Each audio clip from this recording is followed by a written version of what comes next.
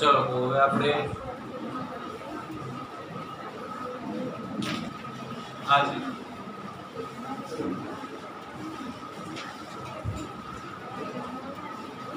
Chapter number 3 two બી continue બરાબર જ્યાંથી પૂરું કર્યું હતું સોરી જ્યાં સ્ટોપ હતો ત્યાંથી આપણે શરૂ કરશું લીલના બધા પ્રકારને લીલની સામાન્ય માહિતી આપણે ભણી ગયા છીએ તમે ભણી ગયા છો બરાબર એટલે આપણે શરૂઆત કરશું દ્વિઅંગી વનસ્પતિઓ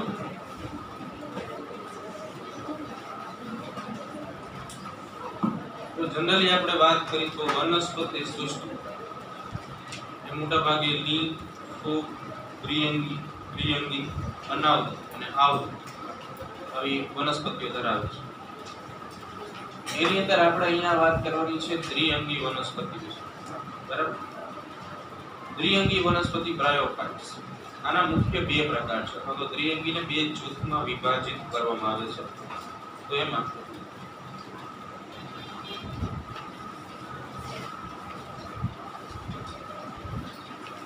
દ્વિઅંગીઓને લીવરવર્ટ્સ અને મોસ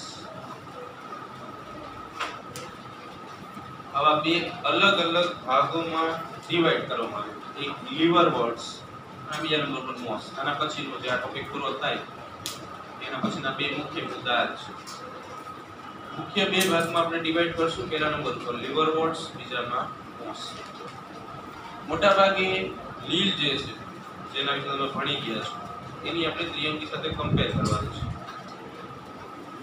છે લીલ જે છે અને દ્વિઅંગી જનરલ જોવા જાવ તો લીલનું નિવાસ સ્થાન મોટા ભાગે પાણીની અંદર જોવા મળે તરતી હોય પાણીની સપાટી કોઈ પણ વનસ્પતિ વિશે જ્યારે આપણે સંપૂર્ણ સમજ મેળવતા હોય તો આપણને પહેલો પોઈન્ટ ખબર હોવી જોઈએ કે તમને ક્યાં જોવા મળશે પછી એ વનસ્પતિ કે પ્રાણી હોય બધું જે છે ને ફિલ્ડ લેવલે બહુ કામ કરે ફિલ્ડનો અર્થ એવો થાય કે તમારી ભવિષ્યમાં તમે કદાચ બીએસસી કરો ને આવો કોઈ સબ્જેક્ટ રાખો બોટની છે કે ઝૂઓલોજી તો એ સમયે તમારે શું પ્રેક્ટિકલ બેઝ અમુકાવો કે કોઈ ફિલ્ડ હોય એમાં તમારે ઘણી બધી વનસ્પતિઓ હોય ફિલ્ડ એટલે મોટા ભાગે મેદાનની વાત નથી તો જંગલ આવે કે કોઈ જગ્યાએ આપણે લઈ ગયા હોય અને અહીંયા તમારે આવી વનસ્પતિઓની શોધખોળ કરવાની બરાબર તો એ વખતે તમને ખબર હોવી જોઈએ કે આ વનસ્પતિઓ ક્યાં જોવા મળે તો એ સમયે નિવાસ સ્થાન બહુ અગત્યના હોય તો અહીંયા પહેલો મુદ્દો આપણે ધ્યાનમાં લઈશું કે નિવાસ સ્થાન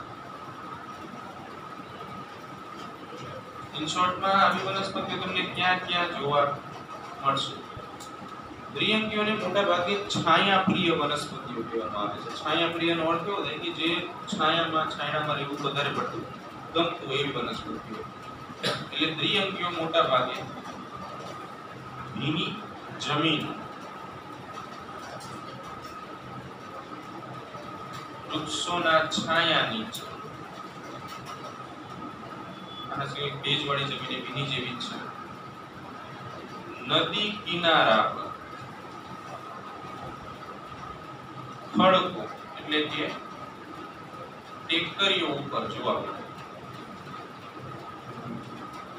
ભીની જમીન કે જ્યાં પાણી થોડું ઘણું માત્રામાં જમીનમાં હોય બધી ભીની જમીનોમાં આવે વૃક્ષોની છાયા નીચે કોઈ વૃક્ષ છે મોટું એવું વૃક્ષ હોય તો એનો જે થડનો ભાગ દરિયાનો ભાગ છે કે જ્યાં છાયો વધુ માત્રામાં જોવા મળશે ત્યાં તમને જોવા મળશે નદી કિનારા કોઈ નદી પસાર થાય છે આસપાસ નદી કિનારાના ભાગો છે તો એ કિનારાના ભાગો પણ ભેજયુક્ત વિસ્તારો કહેવાય તો અહીંયા તમને દ્વિઅંગીઓ જોવા મળે ખડકો કે ટેકરીઓ આપણે એક શબ્દ સમજશું અનુચક્રણ બરાબર તો એની અંદર શું થાય કે મોટા ભાગે કોઈ પણ ખડકો છે ધારી લો કે આપણી પાસે એવી જમીન છે જ્યાં મોટા મોટા પથ્થરોના ટેકરાઓ છે અને ટેકરીઓ કહેવાય તો એમાં સૌ પ્રથમ ઉત્પન્ન થતી વનસ્પતિ હોય તો એ દ્વિઅંગી છે દ્વિઅંગીઓ મોટા ભાગે ત્યાં જોવા મળે દ્વિઅંગીઓને અવલોકિત કરવી એટલે કે ઓળખવી થોડી ઘણી અઘરી એટલા માટે પણ પડે છે કારણ કે એનું કદ રહ્યું ને એકદમ નાનું હોય આવડી સાઈઝની વનસ્પતિઓ જે તમને ઘાસ જેવી લાગે બરાબર તો આ હતા એના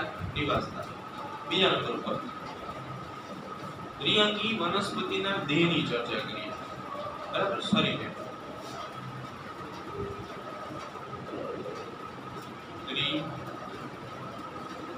વૃક્ષોનું શરીર એટલે કે દેહ. જનરલી આપણે લીલ વિશે ભણી ગયા. લીલનું શરીર જે છે જેને આપણે સુકાય શબ્દથી ઓળખતા હતા. લીલ આલ્ગી અને આપણે સુકાય કહેતા હતા. સુકાય થેલસ કહેવાય. THALLUS થેલસ. એની કરતા દ્વિઅંગીનું દેહ એટલે કે સુકાય અથવા શરીર થોડું ઘણું જટિલ એટલે કે વિકસિત હોય છે. બરાબર. તો લીલની સાપેક્ષે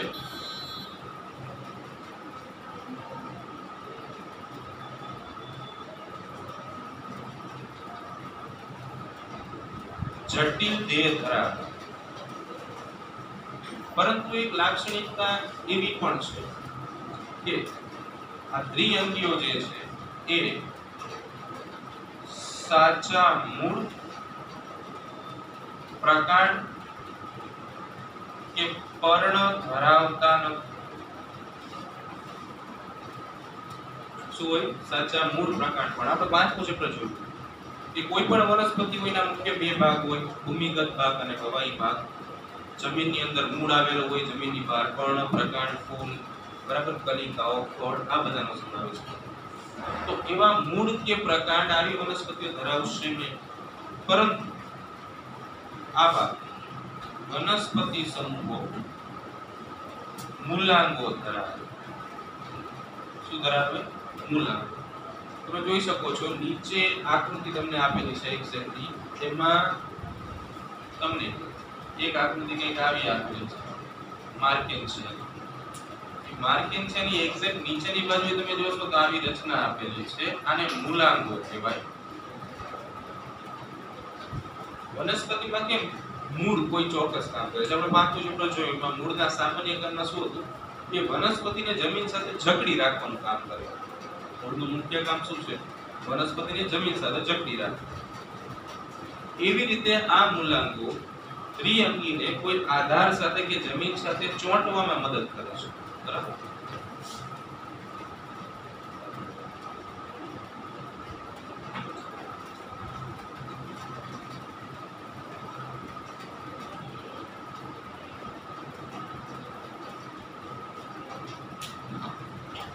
બીજા નંબર મૂલાંગો જે છે તો આ એક કોષી હોય કાં તો બહુકોષી હોઈ શકે. મૂલાંગો એક કોષી કે બહુકોષી હોઈ શકે છે. એક કોષીનો અર્થ એવો થાય કે માત્ર એક જ કોષથી બનેલું મૂલાંગ, અને બહુકોષીનો અર્થ એવો થાય ઘણા બધા કોષોથી બનેલું. બરાબર. તો આવા મૂલાંગો ધરાવે. બીજું કે પર્ણ અને પ્રકાંડ જેવી રચના ધરાવે છે. પર્ણ અને પ્રકાંડ જેવી રચનાઓ ધરાવે. શબ્દ સમજો, એના જેવી. પર્ણ અને પ્રકાંડ નહીં, પણ એના જેવી રચના દ્વિઅંગીઓ ધરાવે. બીજું કે દ્વિઅંગીઓનું જે સુકાય છે એ બે પ્રકારનું હોય છે.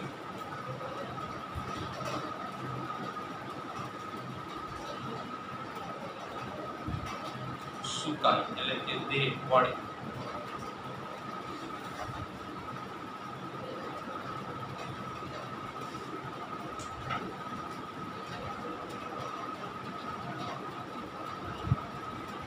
એમાં પહેલા નંબર ઉપર પથરાયેલ સ્વરૂપે અને બીજા નંબર ઉપર ઊભું એટલે કે કરતા. નીચે આકૃતિ જુઓ છો. એમાં પહેલા તમને બે સ્વરૂપો દેખાય છે, ગ્રીન કલરથી દોરેલા છે. જો કે બધું ગ્રીનથી જ દોરેલું છે, પણ આ શું આપેલા એક સરખા જ જેવા લાગે. એનું નામ છે માર્કેન્સિયા. વનસ્પતિ નામ છે, દ્વિઅંગી છે. તો તમે એને જમીન ઉપર જુઓ ને તો શું હોય કે એ પથરાયેલા સ્વરૂપે, પથરાયેલું અર્થ થાય ફેલાયેલા સ્વરૂપે, એકદમ ફ્લેટ, ચપટા. એક્ઝેક્ટ એની નીચે જો એ બે પછી બીજી બે આકૃતિ આવી છે. હવે એમાં સૌથી પહેલા ફ્યુનારિયા આપેલું છે. પહેલા નંબર ઉપર તમને જે છે એનું નામ છે ફ્યુનારિયા. ફ્યુનારિયા આટલી જ સાઈઝ ધરાવે, આટલું જ કદ હોય. બરાબર. અને એ તમે જુઓ ને તો શું હોય કે એ આવી રીતે જમીન હોય. ફોર એક્ઝામ્પલ કે આ જમીન છે તો આ રીતે આગળ વધે, વૃદ્ધિ આ મુજબ કરે. તો આને કહેવાય સીધા સ્વરૂપે વૃદ્ધિ પામતા, એટલે સીધા અથવા તો ટટ્ટાર, જે રીતે સામાન્ય વનસ્પતિ વૃદ્ધિ પામે છે. બીજી વનસ્પતિ કઈ છે તો કે જમીનની સાથે આવી રીતે ફેલાય છે. તો જે ફેલાય છે એને કહેવામાં આવે પથરાયેલ સ્વરૂપ, અને જે સીધી વૃદ્ધિ પામે છે એને આપણે નામ આપશું ટટ્ટાર અથવા તો ઊભું સ્વરૂપ. બરાબર? બે પ્રકારે સુકાઈ તમને જોવા મળશે, પથરાયેલા સ્વરૂપે અથવા તો ટટ્ટાર સ્વરૂપે. બીજું એક ઉપનામ આપવામાં આવે છે દ્વિઅંગીઓને. દ્વિઅંગીઓને વનસ્પતિ સૃષ્ટિના ઉભય જીવીઓ કહે છે. પ્રશ્ન ખાસ યાદ રાખજો, વિકલ્પમાં ઘણીવાર આ પ્રશ્ન પૂછાય કે વનસ્પતિ સૃષ્ટિના ઉભયજીવી તરીકે કોણ જાણીતું છે, તો એમાં જવાબ આવે દ્વિઅંગી. તો આ શબ્દ સમજીએ. જો લીલ જે છે ને એની એક ઉપનામ આપવામાં આવે છે, જો તમને ખબર હોય. લીલ જે છે ને એને આદ્ય વનસ્પતિ કહેવાય. શું કહેવાય એને? આદ્ય વનસ્પતિ. આદ્ય વનસ્પતિનો અર્થ એવો થાય આદિ વનસ્પતિ, જૂની. પૃથ્વી ઉપર સજીવોનો ઉદ્ભવ થયો એના માટે એક આખી પ્રક્રિયા જવાબદાર, જેને આપણે એક જ શબ્દમાં ઉદ વિકાસ કહીએ છીએ, ઇવોલ્યુશન, જે તમે 12માં ભણશો ચેપ્ટર 7. તો એ સમયે પૃથ્વી ઉપર સૌપ્રથમ જો કોઈ વનસ્પતિ સર્જાણી હોય તો એ લીલ છે. પછી દ્વિઅંગીઓ આવી, ત્રિઅંગીઓ આવી, અનાવૃત આવી, પછી આવૃત આવી. એટલા માટે લીલને કહેવાય આદ્ય વનસ્પતિ, આ એનું ઉપનામ છે. એવી રીતે આનું ઉપનામ શું છે? વનસ્પતિ સૃષ્ટિના ઉભયજીવીઓ. આ બધા એક એક માર્કના પૂછાતા પ્રશ્નો છે. તો પ્રશ્ન એવો છે કે વનસ્પતિ સૃષ્ટિના ઉભયજીવીઓ આપણે કેમ કહેશું? તો આના પાછળનું એક કારણ આ છે. મોટા ભાગે તમે જોશો જમીન ઉપર વસે છે. એટલે સામાન્ય રીતે જમીન ઉપર વસે, પરંતુ લિંગી પ્રજનન માટે પાણીનો ઉપયોગ કરે.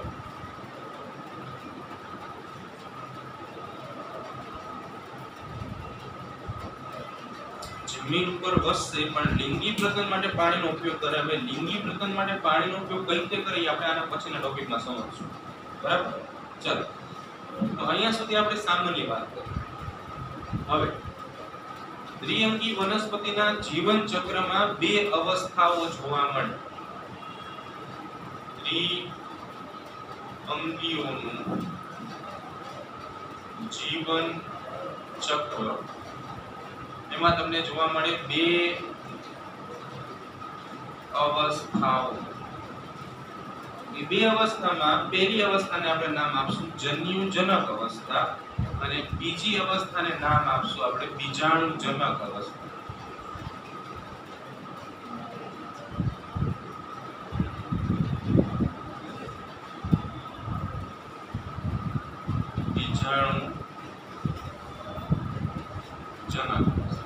જન્યુજનક અવસ્થા અને બીજાણુજનક અવસ્થા, બે અવસ્થા છે. ખાસ અહીંયા સમજી લેજો કે આના પછીના જેટલા ટોપિક ભણશું ને બધામાં આ બે શબ્દ ફરજિયાત આવશે. આ ચેપ્ટર પૂરું થાય એટલે છેલ્લે એક આખો ટોપિક આપ્યો છે, એમાં આ બે શબ્દો ઉપરથી આપણે 3 બીજા ટોપિક સમજવાના છે. એ બધું આઈએમપી છે. એકવાર એમાં ટપકો પડશે તો વાંધો નહીં આવે, પણ જો નહીં ખબર પડે તો આ બધું પૂછવાનું થશે. બે શબ્દ તમને આમાં દેખાય છે, જન્યુજનક અવસ્થા અને બીજાણુજનક અવસ્થા. આપણે પેલું ચેપ્ટર જ્યારે ભણાવ્યું હતું એમાં આપણે એક શબ્દ વાપર્યો હતો કે લિંગી પ્રજનન જન્યુઓ દ્વારા થાય છે. કોના દ્વારા થાય છે?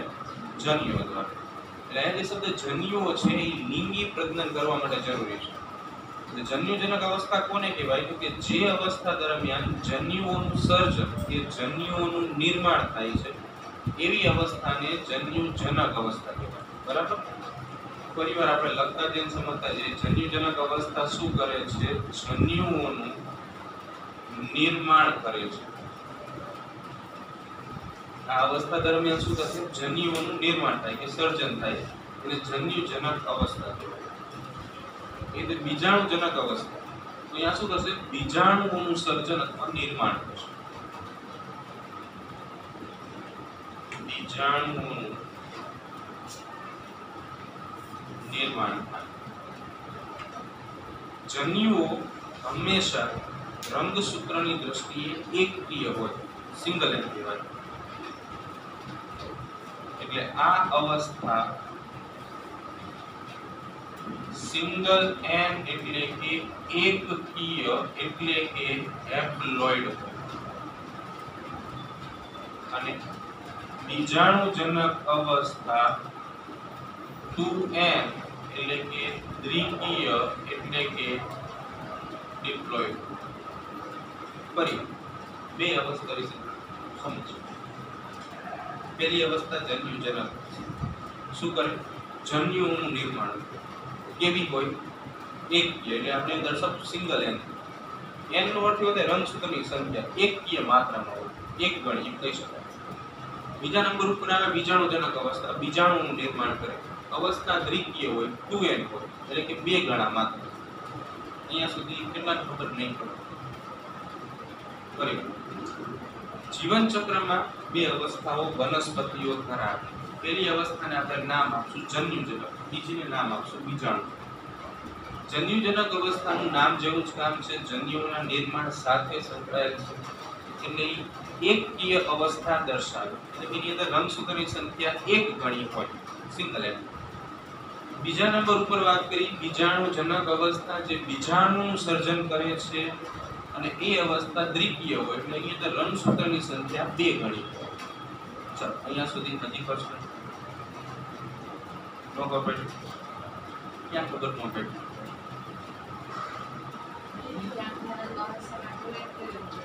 બીજાણુજનક અવસ્થામાં 2n કહી દે. હા જો હવે જન્યુઓ હંમેશા રંગસૂત્રની દ્રષ્ટિએ એકકીય હોય. કેવા હોય? એકકીય હોય. બરાબર? તો એ એકકીય હોય એટલા માટે એની અવસ્થા એકકીય હોય. જે સુકાઈમાંથી બનશે ને એકકીય હોય અને બીજાણુઓ દ્વિકીય હોય એટલા માટે એની અવસ્થા દ્વિકીય હોય. આ પ્રશ્નનો જવાબ હજી પણ મળી શકે છે. 2 મિનિટ ધ્યાન આપજો. અહીંયા સુધી હવે કોઈને કઈ પ્રશ્ન સમજાશે ને બધા? પ્રશ્ન? ચાલો તો હવે જ્યારે જીવન ચક્રમાં જન્યુજનક અવસ્થા ચાલતી હોય, જન્યુજનક અવસ્થા જ્યારે શરૂ હોય તો આ અવસ્થા દરમિયાન દ્વિઅંગીઓ લિંગી અંગોનું સર્જન કરશે.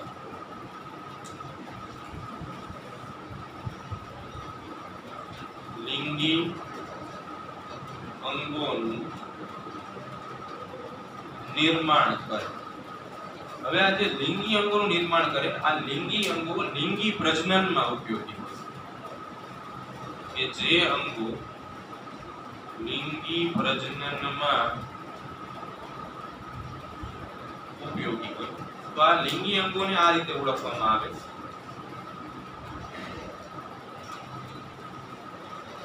પૂજન્યુધાની અને સ્ત્રીજન્યુધાની. શું રીતે ઓળખાય? પૂજન્યુધાની અને સ્ત્રીજન્યુધાની.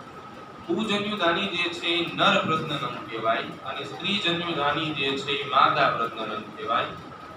નર અને માદા. પૂજન્યુધાની જે છે એમાંથી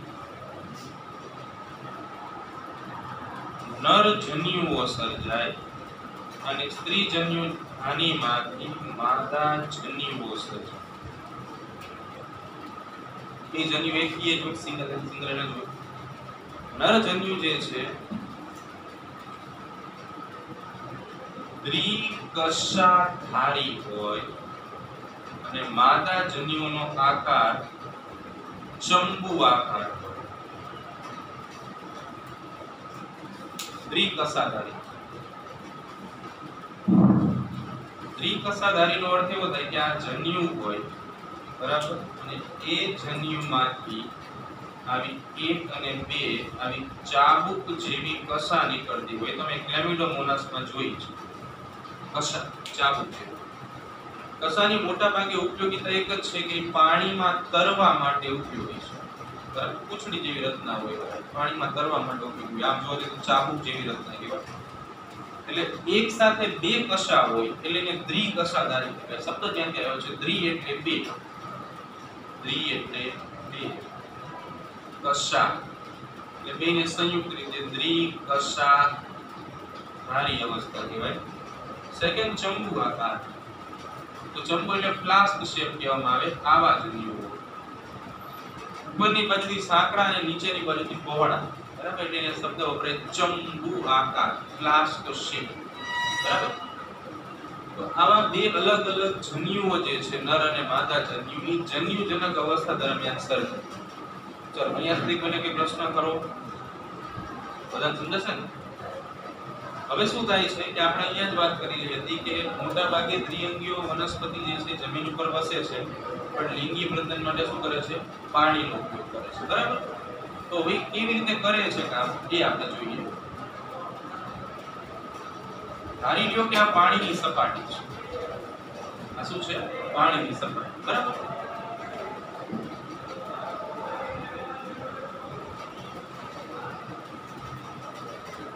પાણીની આ સપાટી પર અહીંયા નર સુકાય અને અહીંયા માદા સુકાય. અહીંયા નર અને અહીંયા માદા. હવે બીજી એક વાત એવી છે કે જે નર જન્યુઓ હોય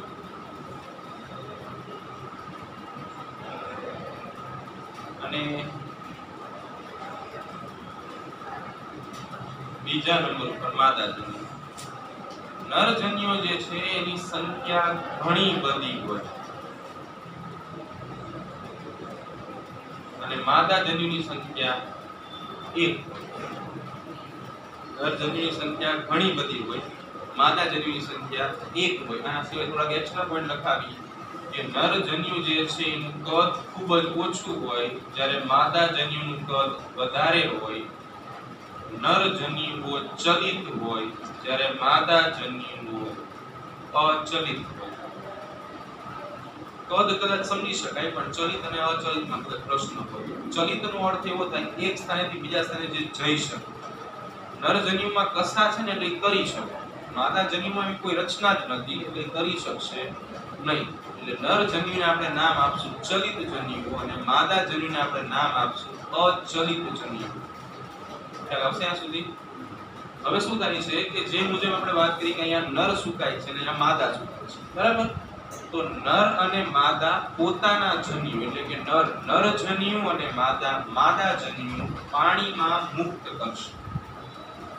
એન નર જન્યુ, એન માદા જન્યુ. નર જન્યુ, માદા જન્યુ. આ નર જન્યુ અને માદા જન્યુ બે પાણીમાં ભેગા થશે અને બંને ભેગા થવાના કારણે આ નર અને માદા આ બે જન્યુ ભેગા થવાના કારણે n અને n જનરલી જો આ જે ગુણાકાર છે એનો અર્થ ચોકડીની જે નિશાની મૂકી છે ને આપણે આ એનો અર્થ આપણે ગુણાકાર નથી લેવાનો. એનો અર્થ એવો થાય કે બે ભેગા થાય છે, બરાબર? અને બીજી વાત આપણે મેથ્સ વાળા હોય ને આવું કરે n * n = n². પણ આપણો બાયોલોજીનું ગણિત કંઈક અલગ જ છે. n * n એટલે આપણે થાય 2n. શું થાય? 2n. આપણું મેથ્સ અલગ છે બાયોલોજી, બરાબર? એટલે જ આપણે ખાતા છે. ચલો n * n એટલે શું થઈ જશે? 2n. n² થશે નહીં. તો જે આ 2n બને છે આ 2n ને ફલિતાંડ અથવા તો યુગ્મન જ કહેવામાં આવે છે. ઇન શોર્ટમાં એને ઝાયગોટ કહેવાય. હવે ધ્યાનપૂર્વક જોઈએ તો જન્યુઓ બધા સિંગલ એન છે જેને આપણે એક થી એક લીધા અને યુગ્મનક જે છે એ 2n છે. એટલે યુગ્મનક કેવું બનશે? 3ય બનશે. એટલે કે ડિપ્લોઇડ. તો જો આપણે પહેલા વાત કરી કે દ્વિઅંગીના જીવન ચક્રમાં બે અવસ્થા હોય, જન્યુજનક એકકીય. તો આ પ્રક્રિયા જન્યુજનક દરમિયાન થઈ. હવે જે 2n અવસ્થા બને છે સામાન્ય વનસ્પતિઓમાં શું હોય કે આવું આપણે ભણશું થોડું ઘણું. સૌથી પહેલા આવી રીતે જે સુકાય હોય જેને આપણે જન્યુજનક અવસ્થા કહી, એ બે જન્યુઓ મુક્ત કરે. આ નર જન્યુ અને આ માદા જન્યુ બે સિંગલ એન હોય. આ બે ભેગા થઈને 2n બનાવે છે. અત્યારે અહીંયા આપણે બનાવ્યું જેને આપણે યુગ્મનજ અથવા તો ફલિતાંડ કહી.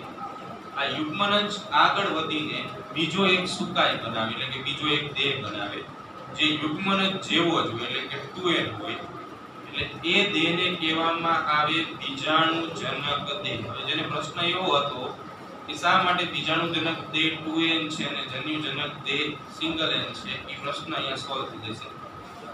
આ જે 2n દેહ છે એ અર્ધીકરણ પામે. અર્ધીકરણનો નિયમ આપણે જાણીએ છીએ કે પહેલા nn બને અને પછી પાછા એમાંથી પણ nn બને એટલે પહેલા ભાગ અડધા થઈ જાય, 2n ના અડધા nn થઈ જાય અને પછી સરખા બે બે ભાગ પડે. એટલે આ સિંગલ n જે ચાર બન્યા એમાંથી એના જેવા દેહ બને એકકીય એટલે એને જન્યુજનક દેહ કહેવામાં આવે. જેને પ્રશ્ન એવો હતો કે બીજાણુજનક દેહ કેમ 2n આવે અને જન્યુજનક દેહ કેમ n આવે, એ આ રીતે સોલ્વ થાય. બરાબર, હવે ખબર પડશે ને બધાને. એટલે હવે અહીંયા શું થયું છે કે n અને n બે ભેગા થઈને 2n બનાવી દે. બરાબર, તો જે 2n યુગ્મનજ બન્યો છે, આ યુગ્મનજ જે છે આ યુગ્મનજ હવે થોડા સમય માટે નવો એક દેહ બનાવે છે.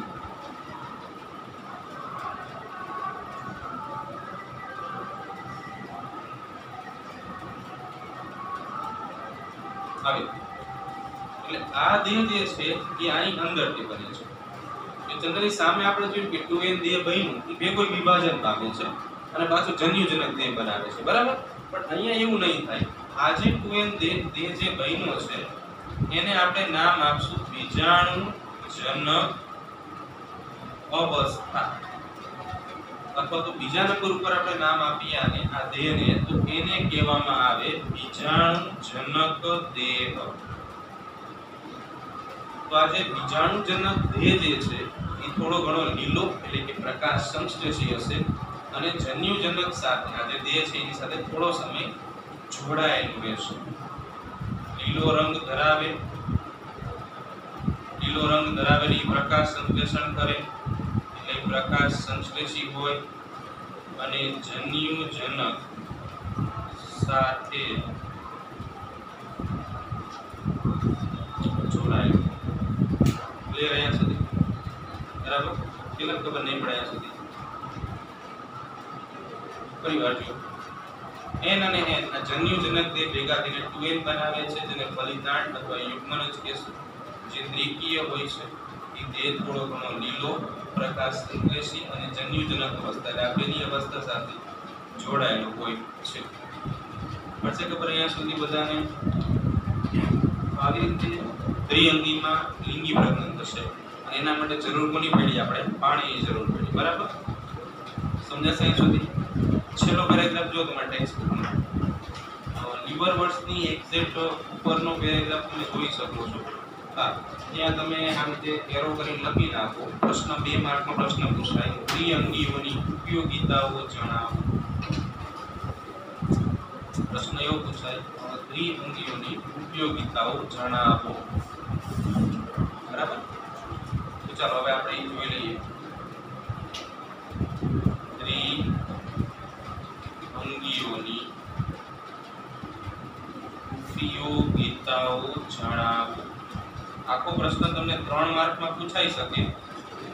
બરાબર, અને કદાચ એવો ન પૂછો હોય અને આને ઇન્ક્લુડ કરવો હોય તો 5 માર્કમાં આખો પ્રશ્ન પૂછાય અને સેપરેટ પૂછવા હોય તો આ 2 માર્કનો પ્રશ્ન પૂછાય કે દ્વિઅંગી વનસ્પતિઓની ઉપયોગિતાઓ જણાવો. બરાબર, તમને છેલ્લો પોઈન્ટ એવો લખેલો છે કે જે આ બીજાણુજનક દેહ જે છે એનું અંકુરણ થાય એટલે જન્યુઓ બને અને જન્યુઓ ભેગા મળીને જન્યુજનક અવસ્થા બનાવે છે.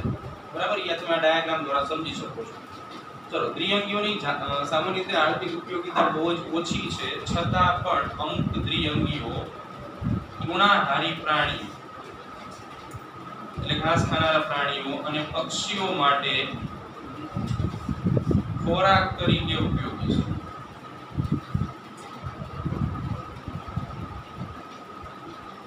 બરાબર, ગુણાહારીઓ અને પક્ષીઓ માટે ખોરાક તરીકે ઉપયોગી છે. બીજા નંબર ઉપર દ્વિઅંગી વનસ્પતિઓ જમીન ઉપર પથરાય છે. તમને એક શબ્દ વાપરો છે, સાદડી જેવું આવરણ બનાવે છે. જમીન ઉપર પથરાઈને સાદડી જેવું આવરણ બનાવે છે જે જમીનનું ધોવાણ અટકાવે છે। આવરણ શું કરે છે?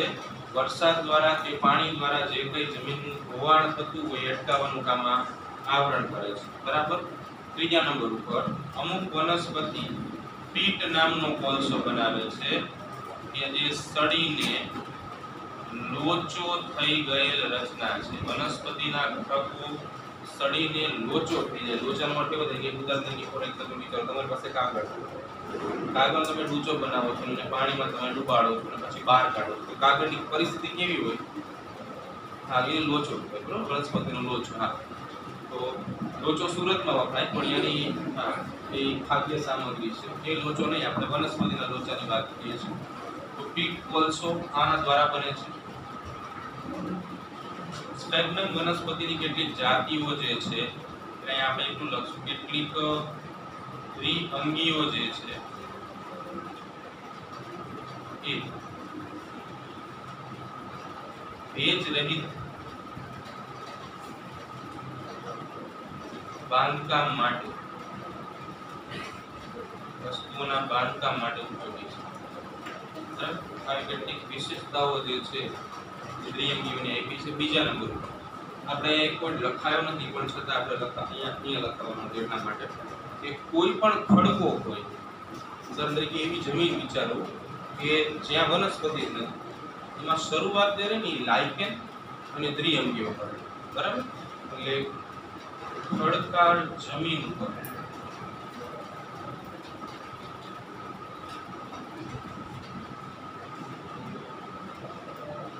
ઉદ્ભવતી વનસ્પતિઓ છે જે ભૂસંચક્ર શરૂ કરે છે, એમાં ઉદાહરણમાં આવે લાઇકેન અને દ્વિઅંગી। ભૂસંચક્ર એટલે શું? તો મોટા મોટા પથ્થરો હોય, ખડકો હોય, એ ખડકોમાંથી મેદાન બનવાની, આવી બધી વનસ્પતિઓ ધીમે ધીમે ખડકો પર ઉત્પન્ન થાય, વિશિષ્ટ પ્રકારના સ્ત્રાવ કરે, જેના કારણે પથ્થરો ધીમે ધીમે તૂટતા જાય।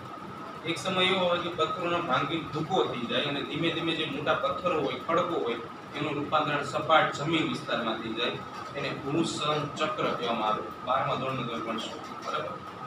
તો આટલી ઉપયોગિતા હેરફેર માટે, પરિસ્થિતિની દ્રષ્ટિ એટલે આ ખડકોનું વિઘટન કરવા, બરાબર, એવો શબ્દ તમે વાપરો છે। વરસતા વરસાદ સામે ઉપયોગી છે। જોઈ લો।